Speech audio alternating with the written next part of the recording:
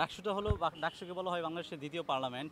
আসলেও ঢাকা বিশ্ববিদ্যালয়ের ছাত্রদের ম্যান্ডেট পেয়ে রাজনীতিতে পদার্পণ করা এটা হলো একটা গর্বের বিষয়, বা এটার মধ্যে একটা তাৎপর্যতা নিহিত নিহিত থাকে।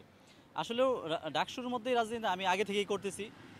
সেই জায়গা থেকে ডাকসু হলো একটা সুন্দর মাধ্যম, যে মাধ্যমে আরও যে আমাদের দাবি দাওয়াগুলো বা আমার যে ভ্যালিডিটি আছে সেটা হলো মূলত বৃদ্ধি পায়। সেই জায়গা থেকে আমি যেহেতু কাজটা আগে থেকেই করতেছি, ডাকসুর মাধ্যমে যদি আসতে পারি তাহলে এই কাজটা আরও বড় পরিসরে করতে পারো, আমার ম্যান্ডেটটা আরও বৃদ্ধি পাবে। সেই জায়গা থেকে আমি ডাকসুকে মনে করি আমার ফার্স্ট পছন্দ।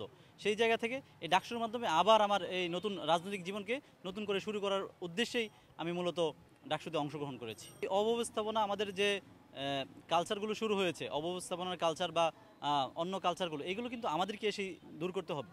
আমরা যারা নতুনভাবে চিন্তা করি, নতুন প্রজন্মকে নিয়ে চিন্তা করি, দেশ নিয়ে চিন্তা করি, সমাজ ব্যবস্থাকে নিয়ে চিন্তা করি, সেই জায়গা থেকে আমাদেরকে এই জায়গায় আসতে হবে এবং এটা আমাদেরকে পরিবর্তন করতে হবে।